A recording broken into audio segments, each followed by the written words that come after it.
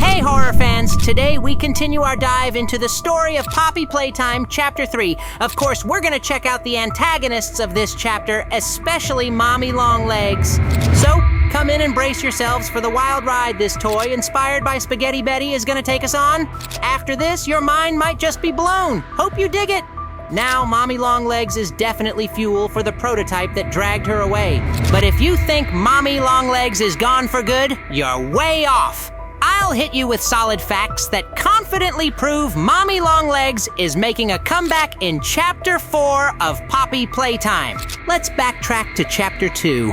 After a few chats with Poppy herself near Ludwig Elliot's office, she gets nabbed by a stretchy pink arm and pulled into the dark void of a pit. Right after, Mommy Longlegs makes her grand entrance, soon after snagging a hand with a red garbage bag.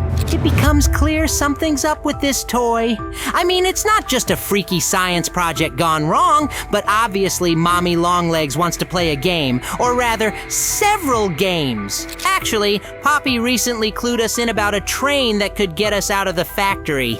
She was ready to hand over the necessary passes to control it, but Mommy Longlegs wasn't feeling this plan. She'd much rather play till the end. These snippets from Chapter 2 are crucial because they directly impact what happens in Chapter 3. Based on the events of Chapter 2, we can piece together a timeline that proves Mommy Longlegs will appear in Chapter 4. So this moment in Chapter 2 is packed with challenges. Ahead lies a series of games, and completing them earns us pieces of the train code. Failure to comply or follow Mom's wishes equals death. But who is this pink, spider-like monster really? And why did Prototype take her? Why is she so bent on these silly games? Mommy Longlegs, as revealed in a transfer request document, is referred to as Experiment 1222. Her previous identity, Mary Payne, marking her as the first toy whose human personality was confirmed. Her personality varies greatly as she appears friendly and more motherly towards the experiments and kids. However, she's brutal with the playground staff, and this trait extends to how she treats us, the player, as a former company employee. These observations include a transfer request and suggest moving her to a gaming station to work with children as they underwent a test disguised as games. This entire operation was malevolent at its core, as it assessed children to decide if they'd make suitable subjects for experiments and potential transformation into toys. The presence of Mommy Longlegs was supposed to be soothing in these efforts, as even noisy kids might learn to listen to their mom. However, we find that over time, even our relationship with other experiments has worsened.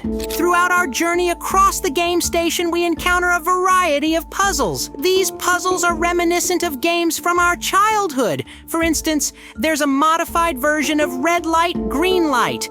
Another puzzle on the cognitive testing platform resembles Simon Says, but it's significantly more complex. These modifications, crafted by Mommy Longlegs, aim to thwart our progress. Ironically, she accuses us of cheating when we manage to evade her devious plans. What's even worse is how she treats the involved toys. As previously mentioned, her demeanor towards other experiments has effectively disintegrated.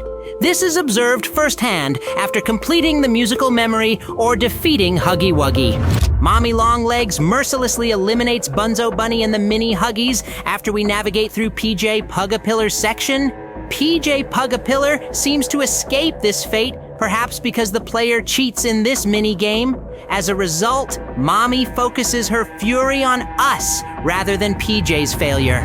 This series of events culminates in Mommy's ultimate breakdown. She decides to eliminate us with her slender hands, abandoning any pretense of playfulness in her games. Interestingly, this marks the first instance where we witness Mommy expressing fear. After a pursuit through the factory, Mommy's arm gets caught in a grinder. We inevitably pull the lever to activate it. Oops! While her rage persists, terror gradually consumes her. She shrieks about becoming part of the machine as it gruesomely ends her life. When her body collapses to the floor, a sinister clawed hand from Experiment 1006 appears. It drags Mommy's lifeless body back through the door she emerged from. The thought of what this mysterious entity might do with Mommy Longlegs is unsettling. We ponder how she might appear when we potentially encounter her again. possibly as part of a grotesque toy monster akin to Frankenstein. Moreover, several questions remain unanswered. A poster found within Playtime Co. suggests that Mommy Longlegs was conceptually intended to have a family, including a husband and a child. However, we find no tangible evidence of these two toys' existence. Elsewhere in Playtime Co., a hidden laboratory houses another decapitated character resembling Mommy Longlegs. This character's size is smaller, and it's unclear whether their color is due to a texture glitch or intentional design. The darkness of the room obscures a clear view, but the presence of eye textures on the foot suggests the color might be an error. It would be fascinating to discover more about Mary Payne's life prior to the experiment. Our previous speculation on Kissy Missy raised the possibility that the behavior of the toys could be influenced by their willingness to participate in these horrifying experiments. Kissy Missy, potentially embodying Stella Graber's personality, displayed friendliness towards us during our soul interaction.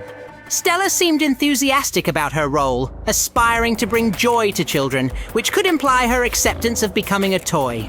However, Kissy's demeanor starkly contrasts with Mommy's, who harbors disdain for us and other Playtime Cupboard employees. Presumably, like many, she was coerced into participating in the facility's deranged experiments. In a past video discussing Bunzo Bunny, I suggested that the developers might have created several identical toys to account for potential defects. This leads me to hypothesize that Mommy Longlegs could have identical clones produced at the factory, lying in wait for their moment. Thus, after the prototype absorbed Mommy Longlegs to assimilate her into his body, an exact copy of Mommy Longlegs was instantly activated at the factory. Given her status as the most anticipated character from Chapter 2, Poppy Playtime would likely suffer a loss in popularity if Mommy Longlegs didn't make a dramatic return in Chapter 4. At first glance, Mommy Longlegs might seem like a stereotypical villainous character with no meaningful backstory, eager to watch the world futilely burn just because her character needs to be that way to make the story more interesting. After all, her name doesn't typically associate with the scars of tough characters shaped and formed by the terrible experiences they've endured. Indeed, she was a tough character who witnessed atrocities and injustices that shaped her into who she... The creators of our protagonist today deliberately sent her to a torturous death to take control of the prototype's mind. The prototype does not obey the head of Playtime Co. Inside Mommy Longlegs' body, a special chip controller was installed. They specifically sent her to the prototype so that after it kills her and uses her body parts to attach to its limbs, it would inadvertently install the controller. This would allow the company's heads to destroy the prototypes and resurrect Mommy Longlegs, who would then appear in Chapter 4.